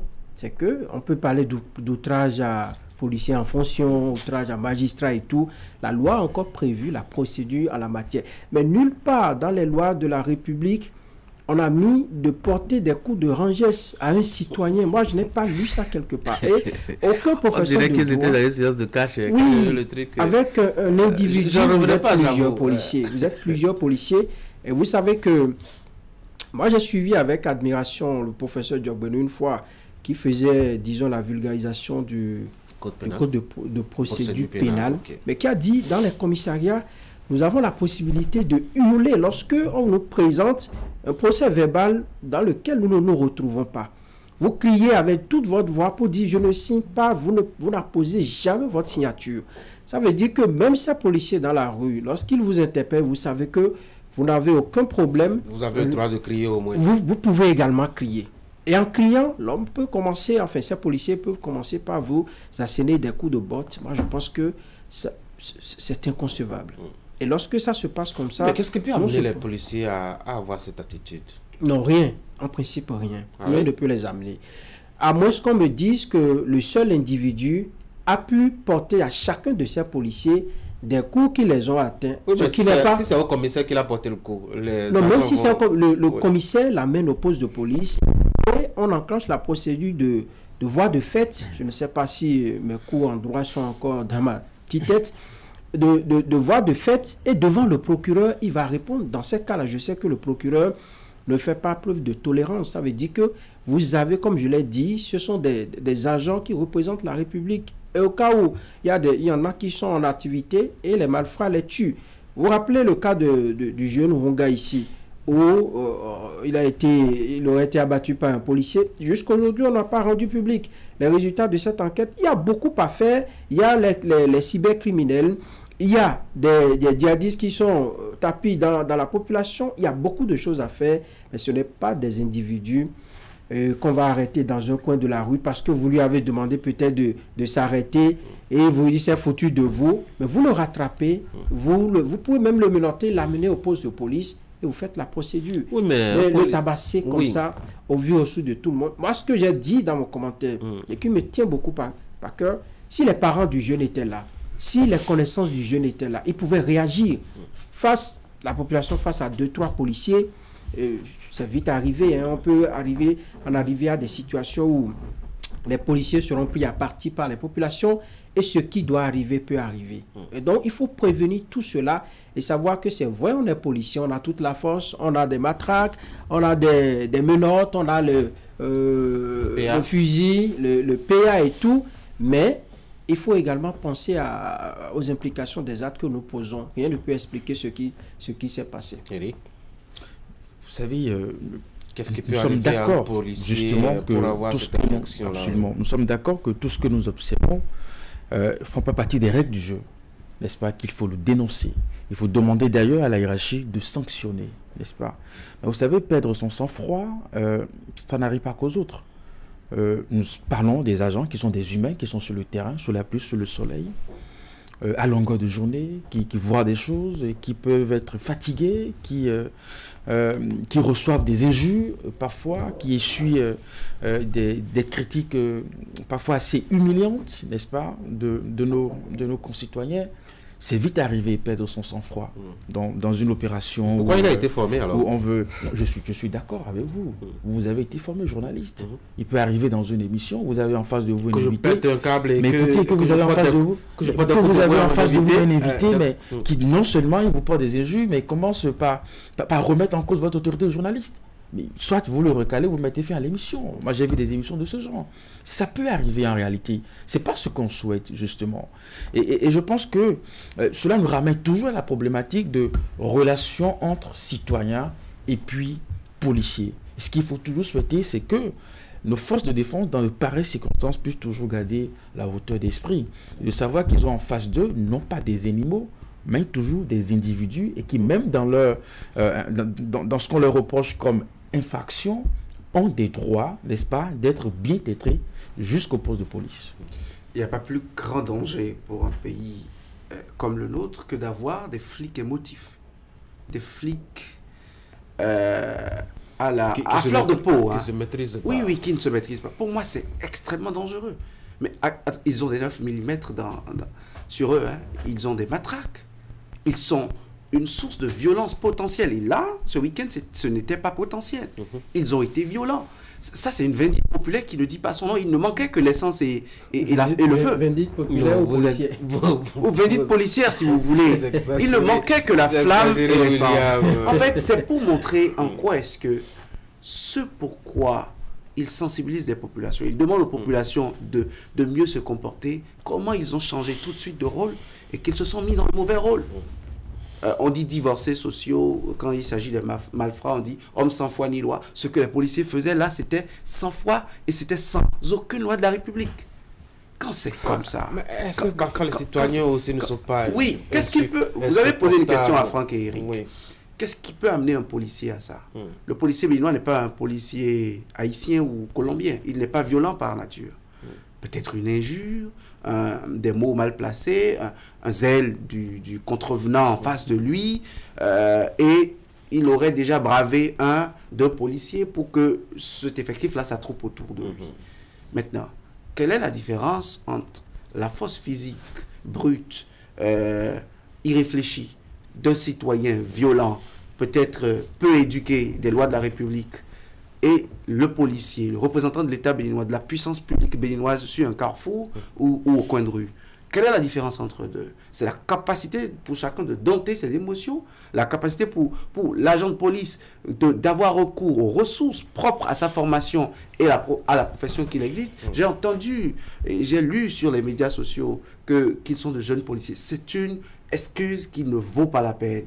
Qu'ils soient jeunes policiers ou policiers de 50 ans d'expérience, quand ils sont dans l'uniforme, ils sont investis de la force publique pour opposer aux Béninois l'application et l'applicabilité des règles de la République, c'est qu'eux-mêmes en réalité, ils sont imbus de ces règles et qu'ils marchent même dans leurs égarements, dans leurs dévoiements, dans les règles de cette République, dans la déontologie de leur corporation et surtout, opposer aux citoyens le fait qu'ils n'étaient que les seuls dans l'illégalité et que, agents, force de l'ordre, pourquoi on dit expression force de l'ordre?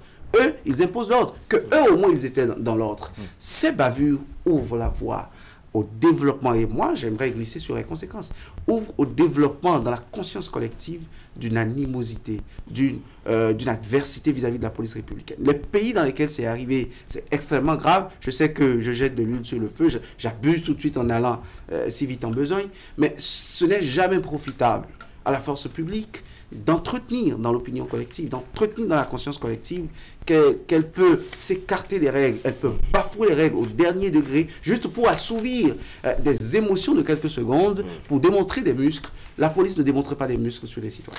Mais est-ce que quelque part, au-delà de ce cas de Nati Tengou et peut-être d'autres cas, Lalo, Boycon, ou quelqu'un, enfin un fidèle Foudouno est entré en transe, etc., au-delà de ces cas, est-ce qu'on n'a pas besoin quelque part d'éduquer nos citoyens au respect de celui qui est garant de la République, de celui qui est garant de l'État? On a l'impression que parfois, c'est des gens qu'on prend en adversité et que ce qu'ils nous demandent, ils nous le demandent au nom de sa propre famille ou de son propre papa, plutôt qu'au nom d'un État qu'il a mis au service justement du citoyen que nous sommes, Franck. Je suis tout à fait d'accord. Il faut éduquer les populations, les usagers de la route, au respect des normes. Si ce citoyen, je suppose, puisque lorsqu'on prend un peu des proportions, il y a des affirmations qu'on ne peut pas faire. Je suppose que ce citoyen a obtempéré. On ne serait peut-être pas, on n'en serait pas là aujourd'hui à parler de ces quelques coups qu'il a reçus et ainsi de suite. Les populations doivent savoir que les forces de l'ordre qu'on a déployées à des carrefours, sur les routes et tout, ce n'est pas... Elles sont en mission. Elles sont en mission pour elles sont en mission pour leur sécurisation, elles sont en mission pour la République. Lorsque vous interrogez un peu, disons, les faits qui se déroulent un peu dans la société, il y a des policiers, quand vous les voyez dans des coins de rue, ils sont célébrés parce que c'est des gens dans leur quartier qui n'admettent pas l'injustice, qui protègent. Lorsque vous avez un problème, et même au commissariat, ils vous aident à peut-être à franchir les différentes étapes, à vous montrer un peu le pour et le contre de ce que vous avez fait, à vous montrer, disons, les erreurs que vous avez commises et à vous éduquer de sorte à ce que vous ne tombez pas sous le coup de la loi. Et on peut opposer dans certaines mesures la loi sur le numérique à cet individu qui a filmé. On peut lui opposer ça, je suis d'accord. Pourquoi? Sous quelle langue on doit lui opposer ça? Ben, les policiers ils peuvent dire que c'est leur image personnelle, c'est si, c'est ça. Donc je dis... C'est comme un voleur qui est en train de voler, on l'a filmé, il s'énerve, il dit que c'est son image. Vous êtes en infraction, monsieur. Donc si vous êtes policier, que vous tabassez les gens pendant qu'on vous filme, vous ne vous présentez pas devant le procureur pour dire qu'on a besoin de votre image. On peut le dire. Oui. Et moi, je voudrais savoir si le commissaire de cette unité de police-là, comment il s'est senti quand ces éléments ont dit qu'ils allaient interpeller le jeune qui a filmé. À sa place, moi, j'aurais dit non, n'allez pas du tout. Parce que en réalité, c'est ça qui a envenimé la situation. Oui. La vidéo, ça passait, c'est vrai, on condamnait déjà les actes qui ont été posés, mais lorsqu'ils sont allés interpeller le jeune qui a filmé, c'est la goutte d'eau qui a, c'est ce qui a le plus maintenant envenimé la situation pour amener à tout ce que vous avez vu. Maintenant, tous seront présentés au procureur. Puisque nous avons des hommes de loi qui savent faire le discernement, je crois que nous aurons la suite au cours de la journée. Mais je pense, à mon humble avis, que les policiers doivent davantage s'approprier leur mission. Ce sont des jeunes, vous les déployez sur le terrain pour des opérations de cette envergure, où vous savez que l'adrénaline peut monter à tout moment. Vous devez les seconder par des anciens qui doivent leur montrer la main. Oui, mais est-ce qu'on a autant d'effectifs oui, on peut le faire. Si vous voyez aujourd'hui dans les carrefours, ce qu'on n'observait pas par le passé, vous voyez des policiers, je ne sais pas, des capitaines, qui sont dans les... Il y a un monsieur qui est souvent sur le carrefour de Ita. Vous voyez, il fait très bien son travail. Mais c'est un ancien de la police. Moi, je le voyais pas. Il est calme. Il est très calme. Vous le voyez, il régule la cycle infatigable. Voilà des exemples qu'il faut suivre. Donc, lorsque vous allez faire de telles opérations, c'est des jeunes. Ils sont là pour la République. Ils ont été recrutés pour... On ne peut pas les laisser à la base parce qu'ils doivent avoir l'expérience, mais vous mettez un ancien avec eux pour leur donner la main, pour leur apprendre comment ça se fait sur le terrain. Parce que leur vie était également en danger. S'ils étaient face à des populations violentes, c'est que nous serions en train de déplorer, disons, un bilan pas trop appréciable. Oui, Eric? Oui, je pense qu'il va aussi de la responsabilité de nos citoyens de savoir mieux apprécier le travail que font les policiers. Mais je pense qu'une parenthèse pour le jeune qui a filmé, peut-être qu'il sera écouté, parce que pour avoir vu le filmer, il est peut-être témoin d'un fait. La vidéo ne renseigne pas sur l'intégralité de ce qui a pu se passer. C'est témoin qu'il a vu encore d'autres choses qui pourraient intéresser le procureur, n'est-ce pas, dans la suite de son enquête. Je ne crois pas vraiment que ça, comme on dit, qu'il sera condamné parce qu'il a filmé. Alors, je pense aussi qu'il faut davantage demander à nos concitoyens d'être respectueux, n'est-ce pas, de nos forces de défense et de sécurité. Quand vous avez en face de vous un policier qui fait preuve de clémence malgré votre infraction, on trouve qu'il est un bon policier, n'est-ce pas? On trouve qu'il est gentil parce qu'il a fait preuve de clémence. Si vous a laissé partir, quand vous avez en face un policier qui essaie quand même de vous maîtriser, n'est-ce pas, parce que vous faites preuve de violence, on trouve que le policier, il est violent. Que ça, nous ne pouvons pas continuer par, comment on dit, parce qu'il nous arrive d'entendre des choses de nos concitoyens dire sur la personne de ces messieurs. Ils sont des pères de famille, ils sont nos frères, il y en a, ils sont nos sœurs, ce sont des amis, des camarades. Et parfois, quand vous entendez des injures, c'est un peu comme le monsieur n'a rien trouvé à faire, il n'y a que ça. Je pense que c'est un métier dont nous avons besoin dans notre société qui met de respect. On ne peut pas continuer par insulter, par humilier et espérer en retour que ces messieurs, n'est-ce pas, nous donnent, continuent pas à être le policier que tout le monde désire, que tout le monde souhaite. Je pense que commençons par voir un peu le bien, n'est-ce pas, du travail qui se fait. Commençons par mieux les apprécier et peut-être que ça va jouer. Même vous, journalistes, peut-être que ça va jouer. Je finis rapidement. Peut-être que ça va. C'est pas tout que vous venez dévoiler sur. Peut-être que ça va. Au niveau devant les caméras. Peut-être que ça va jouer quelque chose. Vous ménagez votre discours, vous ménagez votre speech et vous venez rendre ce que la population peut savoir, doit savoir pour ne pas heurter d'autres sensibilités. C'est pareil pour les policiers. Vous avez votre arme, vous avez les menottes, vous avez la matraque et tout, mais vous ne pouvez pas l'utiliser comme bon vous semble. Un individu face à 3 policiers, c'est un excès. Moi, je pense que les 3 pouvaient le maîtriser, l'amener au poste de police, l'interroger et le reste, ça va suivre. Aussi, dans la suite de ce que je disais, donc, quand je prenais la parole, je parlais aussi de l'état d'esprit de nos agents. Je pense qu'au niveau de la police, je n'ai pas envie d'aller jusqu'à interroger leur niveau de psychologie, mais m'assurer quand même qu'à la fin d'une journée ou bien d'une semaine, ils sont écoutés, ils sont entendus. On essaye quand même de voir un peu dans les jours, n'est-ce pas, qu'ils ont passé sur le terrain, essayer quand même de déverser un certain nombre de choses, parce qu'il y a parfois aussi un mélange de ressenti, n'est-ce pas, qui peut amener aussi à ça.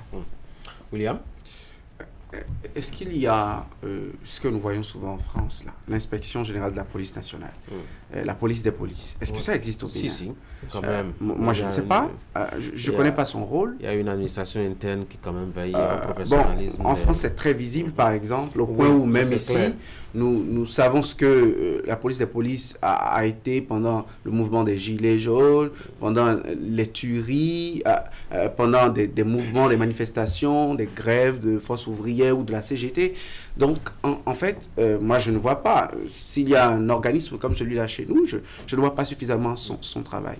Ce que la cellule de communication de la Direction générale de la police républicaine nous a donné comme canal de dénonciation des dérives, des bavures policières, ils peuvent peut-être faire le bilan et montrer aux concitoyens qu'il y a des choses qui se font, que les mesures qu'ils ont promis, les mesures hardies, ont-ils dit, qu'ils ont promises à nos populations pour faire réparer ces différents abus, je les appelle ainsi, ces abus des agents de police, qu'il y a un travail qui se fait. Peut-être que cela va apaiser un tant soit peu les populations, parce que si on sent cette impunité, malgré le nombre, je crois, graduel de cas qu'on enregistre, cela ne va pas à l'avantage de la police. Et moi, je le redis encore une fois, ce n'est pas dans l'intérêt de la police que de construire cette image dans la tête des populations. Quand vous parliez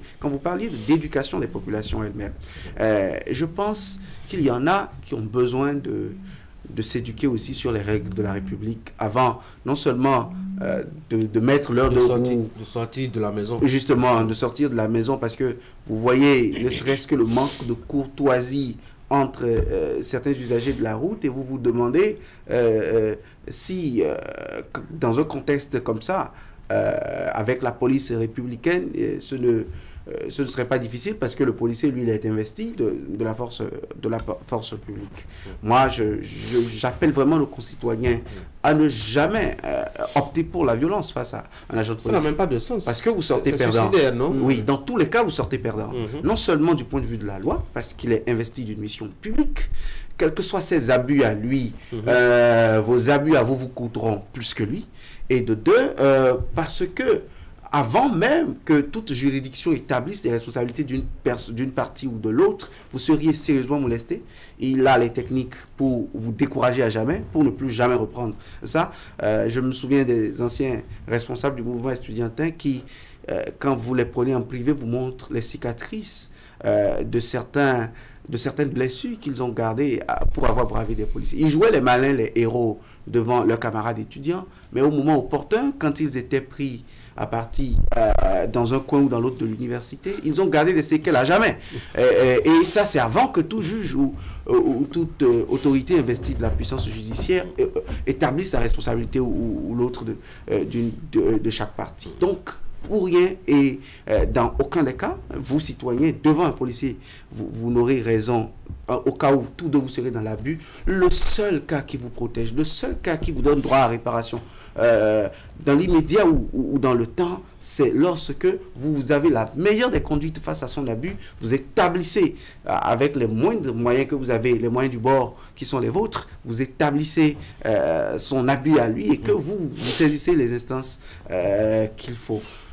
opposer la force à un policier, c'est une mission impossible. C'est un avocat du diable. Justement, avec l'inculture juridique des populations qui ne savent pas quels sont leurs droits, etc., comment il faut procéder, quand on voit aussi le temps que ça nous coûte d'aller devant la juridiction pour nous faire justice, on se dit que quelque part, bon, on est vraiment impuissant face aux abus d'un policier et que donc le dernier recours qu'on a, c'est peut-être la force à soi-même, Franck. C'est du suicide. Si vous employez la force face à une force de l'ordre, vous allez recevoir en retour ce que vous allez recevoir. Un policier, lorsque je pense qu'il y a même les cas dans lesquels il peut utiliser son arme pour se protéger. Et moi, je connais un policier qui me dit que pour rien au monde, lui ne va laisser, quand il apprend par exemple que des populations ont tué tel policier à tel endroit, il s'amuse à me dire que lui ne va jamais avoir l'âme et se laisser tuer par par des populations. Lui, par exemple, dans sa tête, c'est que lorsqu'il va se sentir menacé, lorsqu'il va voir la force en face, c'est qu'il va utiliser tous les moyens qu'il a pour se défendre. Donc, le seul conseil qu'on peut donner... Je ne coupe pas Franck, mais il y a un policier américain qui dit que tel que le citoyen a droit à la légitime défense, que lui, policier aussi, il a une légitime défense quand il est agressé. Oui, et c'est reconnu. Je pense que la légitime défense, c'est défini, les règles sont définies. Donc moi, je pense que si on a un conseil à donner à nos chères populations, c'est de se mettre en règle, de ne jamais affronter un policier, un militaire, une force de l'ordre, pour quoi que ce soit. Lorsque vous sentez que vous êtes brimé dans vos droits, allez voir le procureur. Vous pouvez ne même pas aller dans un commissariat, vous allez directement vous plaindre au tribunal et le parquet va faire le nécessaire pour voir si vous avez raison ou pas. Mais se mettre à lutter avec un policier, le gifler dans ça devant tout le monde, le tabasser et tout. Gifler un policier? Oui, il y en a qui le font. C'est courant. Oui, oui, c'est énorme. Les gens se permettent des choses. Gifler un policier? Oui, il y en a qui le font. Wow. Il y en a qui le font. Et donc, moi, je pense que ça n'est pas du tout bien pour nous-mêmes et même pour l'image de votre... Parce que si vous giflez un policier aujourd'hui, demain, si vous voyez en difficulté, il peut ne pas vous secourir. Hein. Oui, mais si vous reconnaissez, c'est grave pour vous-même. C'est grave pour vous. Il vaut mieux que quand vous êtes en danger, qu'il ne sache pas que c'est vous qui l'avez giflé, sinon... Parce que autant on déplore des abus, des dérives dans le rang des policiers, mais il y a des citoyens qui sont extrêmement impolis, qui sont extrêmement... ce matin. Oui, ils sont, quand vous les voyez échanger avec le policier s'approche, il dit vos pièces, on peut lui dire mais qu'est-ce que tu veux faire avec mes pièces? Donc, vous lui donnez les pièces et la suite vous verrez. Vous lui donnez les pièces et vous voyez la suite. Donc vous, mais parfois l'arrogance et puis le ton autoritaire, parfois très... oui, mais c'est une force de l'ordre. Ah monsieur, donnez-moi vos papiers. Ah oui, vous obtempérez et il n'y a pas... non, c'est pas votre papa quand même. Quand il est policier, même quand vous êtes en infraction, vous demeurez citoyen. Non, il vous n'êtes pas la loi. Il vous donne des ordres. Oui. Monsieur, donnez-moi vos papiers. Lorsque vous refusez, il dit ça une deuxième fois. Ça ne peut pas être un ordre, non. Ça doit être une demande. Même à une certaine fréquence, il peut lui-même chercher le papier. Aller chercher les pièces dans la voiture. Je crois que la loi Après, plaignez-vous pour violence verbale du policier. Mais j'ai entendu un ami se plaindre. Ça s'est passé à Calavi, hein, ça doit être 4 ou 5 années derrière, un truc comme ça. Où, bon, il n'avait pas ses pièces. C'était dans la nuit. Et le policier lui fait constater qu'il n'avait pas ses pièces à jour. Et ce qu'il lui propose, c'est qu'il rentre dans sa voiture et le conduise au commissariat. Monsieur dit, mais ma voiture, c'est ma voiture. Si je n'ai pas les pièces à jour, vous avez mon permis que vous réclamez, vous avez les pièces, etc. Vous faites tout ce que vous avez à faire administrativement. Je vais passer demain. Le policier dit non, que désormais... c'est donné comme instruction que quand une voiture est quand un chauffeur est en infraction, qu'il faut rentrer dans sa voiture et le conduire au commissariat. S'il disparaît dans la voiture. J'avoue qu'il prend c'est pas prudent. Oui, c'est même pas prudent pour lui-même. Donc il arrive parfois aussi que les policiers, ils ont de ces attitudes, de ces comportements. Vous demandez, bizarre, mais, assez vous demandez, bizarre, mais le monsieur, qu'est-ce qu'il on se pose la question, cherche justement, c'est quelle procédure, ça, voilà, quoi. Bon, justement, vous savez, dans l'effectif, peut-être que le niveau de la formation n'est pas ce qu'on peut souhaiter chez tout le monde. Vous en avez qui inventent eux-mêmes leur propre procédure sur le terrain. Ils s'adaptent en fonction des réalités et puis tout ça. Je pense que ça fait partie des éléments sur lesquels, au niveau de la police, on doit pouvoir véritablement travailler. Mais dans l'absolu, vous savez, s'il y a quelqu'un dont le métier est de prendre des risques pour vous, ce sont les forces de défense et de sécurité. Eux, ils sont formés, ils sont capables, n'est-ce pas, de faire le sacrifice ultime pour que vous ayez la vie sauve. Et ils le font chaque matin. Je pense que ça fait la différence entre la qualité de la personne que nous avons devant nous. C'est le seul dont la formation lui accorde la possibilité, n'est-ce pas, de faire le sacrifice. Lui impose, voilà, la formation. Oui, moi-même aussi, quand je me lève très tôt le matin pour venir au boulot, quand je me bagarre pour collecter les informations, pour vous dire que vous connaissez combien de journalistes pour vous dire, Tanguy, que j'ai pas dormi, peut-être que j'exagère, mais je parle sincèrement, j'ai pas dormi quand j'ai vu les images du corps du journaliste Zogo, par exemple. Je ne peux pas imaginer comment est-ce qu'on peut être aussi violent avec juste un citoyen qui n'a toute arme que juste sa parole, juste son micro. Donc lui aussi, le journaliste, il prend des risques, Eric. Absolument. Je pense qu'on aura l'occasion de parler des journalistes. Ou bien, on attendra le 3 minutes. Voilà, pour évoquer nos risques. Juste pour vous dire qu'ils sont des symboles de la République et nous devons les respecter à ce titre. Je suis dans le même sens que William et Ulrich. Il faut suivre les instructions. Avec Franck, il faut suivre les instructions des policiers. Monsieur, arrêtez-vous. Ça ne sert à rien de faire vos pièces, donnez vos pièces, justement. Donc, il faut suivre tout simplement les instructions. Si vous êtes en infraction et que cela nécessite une pénalité, payez, n'est-ce pas, et puis passez votre chemin. Il n'y a pas l'argent. William, on va finir. Quand le radar vous chope, un week-end, quand vous êtes en route pour, je ne sais pas, du pays. Réduisez votre Moi, j'appelle vraiment nos concitoyens, bon, j'aime pas dire ça, je ne suis pas politique. J'appelle les populations. Citoyens. Oui, mais les citoyens, vous savez, c'est une formule consacrée des ça c'est vrai. Nos compatriotes, nos concitoyens, le montrer qu'ils sont très proches, alors qu'ils ont une vie qui n'a rien à voir avec. Les chères populations. Oui, les chères populations, alors qu'ils ont une vie qui n'a rien à voir avec la galère quotidienne des populations.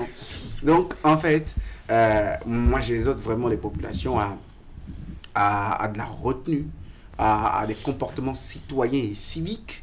J'emploie les deux, citoyens et civiques en circulation, sur la route, devant le policier ou dans tout autre cas d'infraction. Deuxièmement, moi j'appelle vraiment les policiers à lever le niveau d'expectative, qu'on sente que le policier est différent de l'individu lambda, que le policier ce n'est pas, excusez-moi le terme, je n'aime pas souvent dire ça, mais l'analphabète, donc pas forcément instruit des règles de la République, des lois de la République, qui oppose sa pulsion intuitive. Ne donnez pas raison à Senghor qui pense que l'émotion est nègre et la raison est laine. Non, nous aussi on réfléchit, nous aussi on est très logique dans notre tête parfois, on est bien sage. Comme nos parents aiment à le dire, nous on connaît papier, eux ils connaissent sagesse. Ok. Donc en fait on peut être bien sage, on peut être bien respectueux des règles de la République et surtout que la police nous évite ces scénarios, ces spectacles. C'est très triste et dommage. Ne consolide pas l'image de cette police. Allez les gars, merci beaucoup. Je vous souhaite de passer une très bonne journée. Mesdames et messieurs, je vous remercie d'avoir suivi Actu Matin jusque-là. Juste derrière moi, vous avez le rappel des informations ayant marqué l'actualité ces derniers jours au Bénin, la réalisation d'Idriss Boukari, et puis après la revue de presse pour faire le point des informations relayées par les quotidiens dans leur production de ce lundi matin. Allez, vous passez une bonne journée.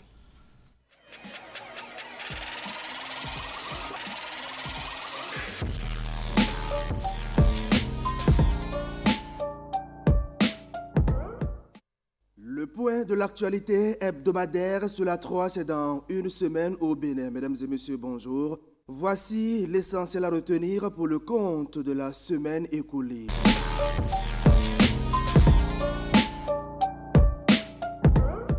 Les ex-agents contractuels locaux 2012 reversés en agents contractuels de l'État 2014 du ministère de l'Agriculture, de l'Élevage et de la Pêche licenciés en 2016 ont rompu le silence face aux difficultés qu'ils vivent depuis 8 ans.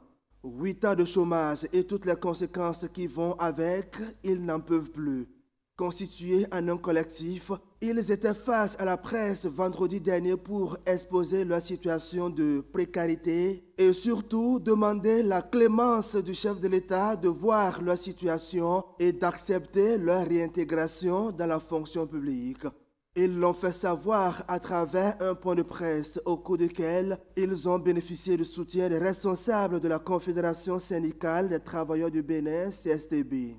Nous avons appris le décès tragique de plusieurs de nos anciens collègues, dont certains étaient des piliers de leur famille et de leur communauté. Nous sommes convaincus que ces décès sont directement liés au licenciement et aux difficultés économiques et sociales qui ont découlé.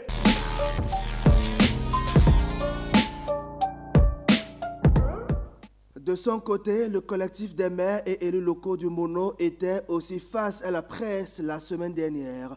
Une sortie médiatique pour exprimer sa reconnaissance à l'endroit du chef de l'État qui a bien voulu orienter certains grands projets de développement dans certaines localités de ce département. Il s'agit notamment de l'annonce du démarrage des travaux du bitumage de la voie Atiémé, Adjaha et ses bretelles qui vont impacter l'ensemble des communes du Mono. À l'occasion, les populations de ce département, par la voix de leurs élus, ont réaffirmé leur soutien au chef de l'État, Patrice Talon. La déclaration a été lue par le porte-parole du collectif, le maire d'Atiémé. Puisse Dieu, Tout-Puissant, le Créateur de toutes choses, ainsi que les mâles de nos ancêtres, vous accompagner dans votre mission pour un Bénin prospère.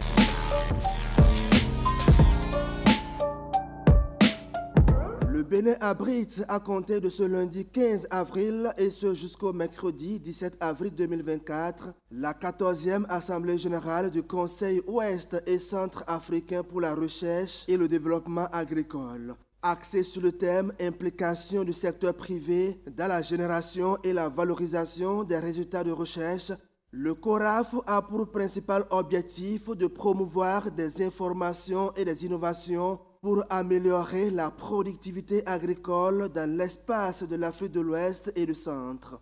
Au ministère de l'Agriculture, de l'Élevage et de la Pêche, le directeur général de l'Institut national de recherche agricole a donné des précisions sur ces assises à la faveur d'un point de presse qu'il a animé.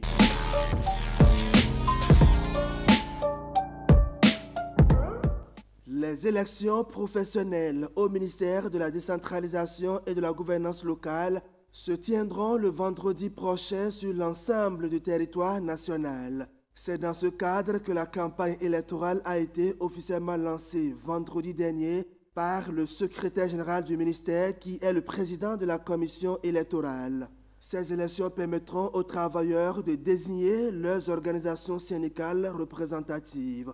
Le lancement officiel de la campagne qui prend fin jeudi prochain a eu lieu dans la salle de conférence du ministère de la décentralisation et de la gouvernance locale. Ce processus dans lequel nous nous sommes engagés depuis la date de notre installation permettra au MDGL d'opérer une avancée significative dans la recherche du bien-être des travailleurs.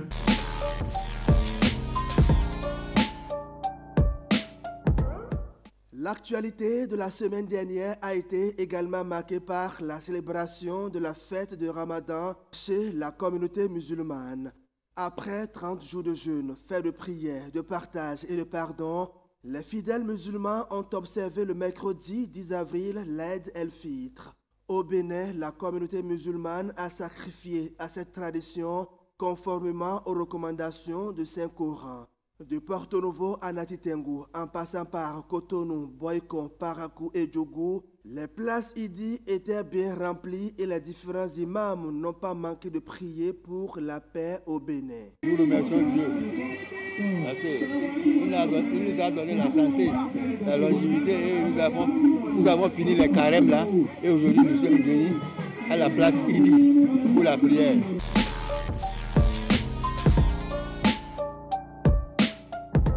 Ainsi se résument les faits ayant marqué la semaine écoulée. Merci de votre aimable attention. À lundi prochain pour un autre point de l'actualité hebdomadaire.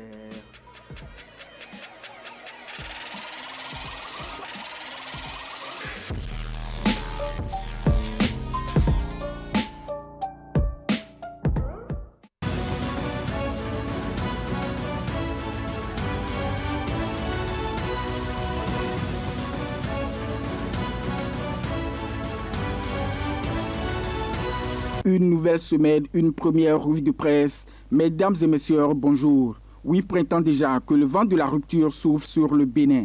C'est l'occasion pour Fraternité de dresser un bilan. À 2 ans de la fin de son second mandat à la tête de notre pays, Patrice Talon a fait faire au Bénin des bons qualitatifs en matière de développement. Les exemples sont légion et presque tous les domaines ont été impactés.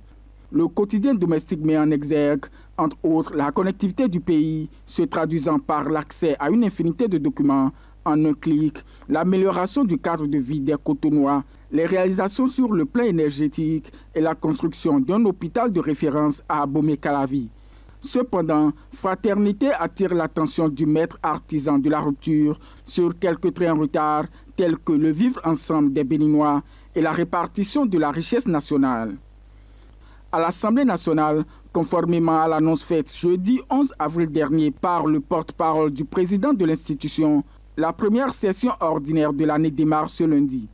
Au nombre des dossiers inscrits à l'ordre du jour figure entre autres le projet de loi relatif à l'alimentation scolaire en République du Bénin, la proposition de loi spéciale portant amnistie et ou abandon de poursuites judiciaires au profit des personnalités politiques pour des faits criminels, le projet de loi portant loi organique sur le Conseil économique et social et le projet de loi modifiant la loi numéro 2016-24 du 28 juin 2017 portant cadre juridique du partenariat public-privé en République du Bénin.